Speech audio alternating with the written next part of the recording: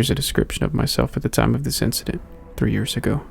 5'5", 26-year-old woman, medium length bleach blonde hair, curvy, 175 pounds, wearing black high-waisted tights and a pink crop top. 3 years ago, I was walking home late at night from my friend's house. It was dark, and at the time, I lived in a rough part of the large city. I've had many sketchy situations that I've gotten myself out of, so I guess I felt sort of invincible, like nothing truly scary could happen to me. When I walk alone, I always stay very alert and aware of my surroundings for my own safety just in case. About halfway home, and roughly 10 minutes to my apartment, I noticed a van started tailing me. I was used to this, since in my city it's very common for a young woman in a rough area to get propositioned for sex. It's embarrassing how desensitized to this I was. I did my usual and crossed the road so that I would be walking beside the traffic heading in the other direction. I wasn't scared, just annoyed. The van then turned down a side street, then back onto the road I was on, and pulled up to me. At this point, I still wasn't scared. Again, this has happened so many times, and it never mattered if I was wearing something that showed more skin, or if I was wearing a winter coat zipped from just below my chin all the way down to my ankles. That area is notorious for that type of activity. I decided to be firm and told the person sternly, "I'm not interested." I noticed there were 2 men in the van. They looked almost identical, and may have been twins or brothers. Both men had a very, very dark complexion, dark eyes, and short dark hair. The van didn't move. I was super annoyed and crossed the road again to get away. At this point, I figured this would be enough for them to stop following me. They didn't. They kept circling back every time I crossed the road. I've never had to put that much effort into getting a horny pervert to leave me alone, so this is when I started feeling unsafe. They zipped by me at the speed the traffic was flowing in, and I yelled for them to screw off. I thought it finally worked. It had been 3 minutes, and I hadn't seen the van, so I thought I was in the clear. Just in case, I pulled my phone out and was getting ready to call my sister that I lived with. Just then, the van pulled up to me very quickly, before I could even blink. One of the men jumped out of the van, opened the back door, and approached me quickly in an aggressive manner, as if he was about to scoop me up and throw me into the vehicle. The traffic in that area is very inconsistent. It was dead, and I imagine that is what they were waiting for. Just as the man was about to place his hands on me, I tilted my phone and said, "You're being filmed in my live video chat. I gave my friends your license plate number, and the police have been notified." I was so scared, but I didn't let that show. I stayed as calm as I could. The man paused like he was considering if I was bluffing or telling the truth, so I tilted the phone more, as if to give the fake audience a better look at him. He then jumped into the van and sped off. I have never been the same since that night. I'm afraid of walking alone, now even in the daytime. Stay safe out there. 2 creeps in a van. Let's not ever meet. This happened when I was in high school, long ago. My mom just recently found the paperwork about it when she cleaned out her office upon retiring the police department. I remember being upset and scared when it happened, but reading the details as an adult, it sounded even worse than I remembered. I was a 17 female working at the flower and gift shop. It's nighttime. A man comes in, short, overweight, balding, 40s, creepy. He tells me about how he needs an apology gift for his girlfriend. So I offer a bouquet. Obviously, it's a flower shop. He says she doesn't like flowers because they die. This is the first weird thing, as he came into a flower shop. Then he goes into detail about how he hit her and asks me if I think he was right to do so. This was long ago, so I don't remember exactly what I said, but it was something along the lines of, "Not if you want her to continue being your girlfriend." He then tells me what a great job I'm doing and asks when I get off work. I dodge answering. He leaves. Nothing for 6 months. Then right before Valentine's Day, he walks in the door 1 minute before close. It was dark, and from the outside it looked like I was working alone, as my coworker was in the bathroom. Instinctively, it felt like a predator had just entered the room. You know, when something isn't right, and everything felt not right. I then noticed he has a tarnished revolver tucked into the front of his windbreaker, which is halfway unzipped. It was obvious he wanted it seen. I quickly scribbled a note to my coworker that said, "He has a gun," and handed it over to her when she came out of the bathroom. She calmly walked to the phone and looked at me wordlessly, asking if we should call the cops. I shook my head no, as I felt it would escalate the situation. God forbid he heard the police coming and took us hostage or something. I was just going to try and act as calm and normal as I could, and hopefully not tip the situation into something more dangerous. He spends 15 minutes wandering around what was a fairly small shop. In retrospect, he was probably waiting to see if my coworker would leave, as it was now well past closing time. Finally, he placed an order for pickup on Valentine's Day, which gives me his name and info for the police report I'm sure as hell about to file. He buys a card and pulls out a wad of 100 bills, which he slowly thumbs through as though looking for the right one with which to pay for his $40 order. I ask him if he wants a bag, as it wouldn't be as inconspicuous as him showing up at home with a Valentine's card. He replies, "No, I don't feel like being inconspicuous tonight," which seemed like an obvious reference to the gun hanging out of his coat. He leaves, we quickly lock the door, and watch him sit in his truck outside. We were not about to exit the shop until he was gone. Finally, he pulls out his parking spot and moves to another spot further away, and continues to just sit there. I don't know how long we waited, but he finally left. I called my mom crying. She called the police, who came into the shop the next day to take a report. I told my best friend at that time what happened. She told her mother. Her mother happened to work with the man and informed security at her job.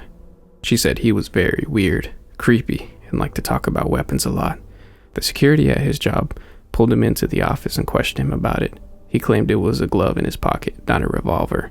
The police were pissed that his company made contact with him about it before they did, and he successfully dodged that cop's multiple calls and visits to his apartment. My mom, much to my teen fury at the time, made me quit my job, which was devastating as I loved it there. In retrospect, totally the right call. Dude came in on Valentine's Day and picked up his order. I never saw him again.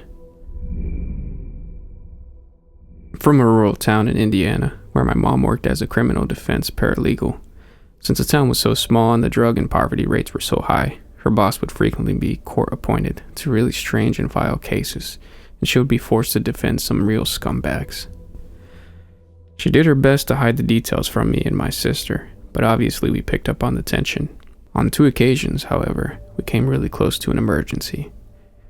The first, I was probably 11 to 12 years old, and she was working on a court-appointed murder trial. She was defending the accused murderer, who had allegedly killed an older woman who was trying to return a faulty car to the used car lot that this man owned with his father. I believe her body was found shoved in a trunk on the car lot. My mother was absolutely certain, however, that this man was innocent and that he was being framed by his father. As the depositions and hearings all progressed, it became very clear that my mom's boss, the lawyer, was absolutely going to go after the father of the accused. The father showed up outside their office, made vague threats to the lawyer, and then one night our home computer went nuts and crashed. Weird, but whatever.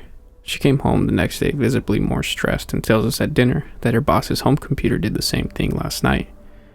She seemed to think we were all hacked, but it could be some sort of scam, you know? Plus, I'm no tech genius, so I have zero idea how someone could hack into computers and crash them like that so easily. But it happened. After dinner, my dad, sister, and I went to the neighbor's house to play The Sims, and my dad was drinking with the parents while my mom painted my upstairs bedroom at home. The phone rings. My mom is hysterically screaming at the neighbor to bring my dad and come because he's here. He's trying to get into the sliding glass door. He sees me, hurry. Between sobs, they run out the door barefoot in the middle of winter, and he's gone. Police come and find snowy shoe prints all around the house, looking in all the windows and stood under the tree that looks directly up into the room. Cops had to stay out front of our house for days until they could catch him, and he absolutely went to jail for that murder, and we stayed family friends with the son he tried to frame. But if me or my sister were at home, we absolutely would have opened that door for him. We had no idea what he looked like, and we lived in a really friendly neighborhood where popping over unannounced was normal. So here's the second story. At this point, I'm 15, 16 years old, and this time my mom and dad defended a drunk driver who killed a young woman 10 years prior. The man pleaded guilty, felt absolutely horrible, turned his life around, and even went traveling to a different high school speaking about the dangers of driving drunk. He wrote books, attended AA meetings in prison, went to uni in prison, etc., etc. By all accounts, he had paid his debt to society and was to be released in a week or so. The father of the dead girl, understandably upset that the man was being released from jail, and had known my mother for most of their lives. This dad was also notoriously unstable and loved himself some meth. So one night I'm home alone with my mom while my sister and dad are out of town. She had been quiet all night, and I was hungry and it was late. So I went downstairs to see about the dinner situation and found her sat silently staring at her phone with tears rolling down her eyes. She can be dramatic, so I was initially irritated thinking it was going to be some stupid drama, so I snarked, "What?" And she gasped out, "He's coming to take you away from me," and collapsed in tears. What? I fly down the rest of the stairs, snatch the phone and read the message chain. He said he knew she was alone in the house with her oldest son. He wanted her to know how it felt to lose their oldest child. He sent a picture of a handgun on the center console of his car and our address typed out below. The messages had been sent over the last 20 minutes, and this realization hit me in the stomach so hard I almost vomited. He was on his way to kill me. How far away could he be? Why is she just sitting there? I was livid with her and started screaming to call the police as I locked the doors, drew all the curtains on our huge picture windows, and she just continued to sit there frozen, muttering he wanted to kill me. He knows where we are. Like she was totally disassociated or in shock, so I dragged her up to my room and we called the police, who arrived and posted up at the entrance of our neighborhood. Not 5 minutes later, this guy turns the corner into our neighborhood and they caught him with a gun. They sent him to some mental facility and a rehab. I never heard anything about him again. I know she was frozen, but if I hadn't come downstairs at that exact moment, I could have been dead, and I honestly never fully trusted her or anyone to react to a crisis since then. This happened to me in the summer of 2015. I was dating a guy who lived in a city, and I was living at home at the time in the suburbs. Neither of us had a car, and since I lived at home with my bedroom right next to my grandma's, I always went to him. I'd take the subway to his place every week and stay for the couple of days I had off from work. To get to his apartment required making 2 trains. One day I was headed to see him. It was super hot out, and I was wearing a skirt with straps and a crop top and knee-high socks. I guess I feel this is important, as I probably stood out in this outfit, and unfortunately I probably should have been more careful about what I was wearing, which sucks. Anyway, I'm on the first train, and after a few stops, I notice a man get on. I kind of couldn't not notice him, as he chose to stand right in front of where I was, sitting and staring at me, rather than take an empty seat. It made me feel weird. The man in general gave me a very creepy vibe. He was probably in his 40s, looked unkempt, but otherwise kind of just a basic looking dude whose face I can't even picture now. So I get off at the last stop and head through the station to where I need to catch the second train. But I notice this guy is following me, which at first I figured wasn't a big deal. He could have been just going to the same place. So to get to the platform that I needed to be, you have to go up some stairs, and I realize he's right behind me. I decided to turn around and go to a different platform, which happened to be packed with people, thinking if he follows me then this is bad, but maybe I can lose him in the crowd. He follows me and I try to duck out of view before going back to the actual platform I needed to be waiting on. I get there and for a few minutes I feel better until I see him again. He must have known I'd be there after I'd gone up there and then turned around. Plus it was the only other platform and most likely he saw me the whole time. There weren't too many people waiting compared to the other side, but a few trains came that were so full I didn't bother to try to get on, and neither did he. The whole time I am texting my boyfriend, who is not taking me seriously at all. I asked he at least meet me at the station when I got to the stop by his apartment. It's about a 5-minute walk, and he was being reluctant but agreed finally. At this point though, I'm still waiting for a train. One comes that's very full, but I'm getting restless and want to get to a safe place, so I squeeze on, and so does the man right next to me with his arm over me. I decide that even with all these people around, I'm not safe, so right before the doors close I hop out the train and leave. I see the guy on it staring at me as he pulled away. I waited for a few more trains to come and go, worried the guy would be waiting for me at the next stop or something. I got on the train, paying attention to everyone who got on at each stop. He never did, and I made it to my stop, greeted by my boyfriend, who seemed to put out by having to walk over. He's an ex-boyfriend and was generally kind of bad. I'm really proud of myself for getting off that train at the last second. I don't know how much danger I was in, but I know that man was following me and definitely wasn't for any wholesome reason. Despite being in public, I feel like if he had tried anything, no one would have done a thing, and I'm very small and not a strong person. For some background, there's an app called Live 360 where you can add your friends and family on. And essentially, you can all see each other's current and past locations. You can set alerts to be notified when someone comes home or leaves, arrives at work, etc., etc. It's really good and I recommend it to everyone. You can never be too safe nowadays. 2 months ago, I was at home, waiting for my boyfriend to get home. I got an alert at around 1800 hours, letting me know that he had left work. It usually took him around 45 minutes to get home. I got up from the sofa and headed upstairs to run myself a bath. My bath was ready in about 10 minutes, and as I was doing other bits as I was waiting for it to cool, when I heard a thud downstairs, and through the closed bathroom door, assuming that it was the front door, I shouted something along the lines of, "I'm taking a bath." I heard him walking along our very creaky floorboards and assumed he was in the kitchen grabbing some dinner. It was about 5 minutes later when I picked up my phone and put on some music, and I realized I never got an alert on my phone from Life 360 saying my boyfriend arrived home. So I went into the app to make sure I didn't mess about the settings by accident, and I kid you not, my blood ran cold when I saw that my boyfriend had stopped at a petrol station and was still about a half an hour away. I could still hear the floorboards creaks downstairs, very lightly, as if someone was trying to tiptoe but wasn't able to. I had no idea what to do. I called my boyfriend and he didn't answer, and when I didn't hear his phone ring from downstairs, I freaked out even more. I have horrible anxiety and could feel an attack coming on. I left the bathroom and walked into the bedroom as quietly as possible. I shoved my desk chair under the knob as it didn't have a lock. I don't know why, but I didn't think to call the police then. I was so focused on getting out that all my other thoughts and senses just disappeared. I say this lightly now, but this was not the case in the moment. I proceeded to basically Mission Impossible out of the bedroom. We had a shed under the window large enough for me to safely get on top of it and then jump off from it and into the garden. The only issue was that I had to make my way down the garden alley, where I would have to walk past a large window and a door. There he would be able to see me very clearly. I was so scared. I kept taking peeks into the window and I couldn't see anyone.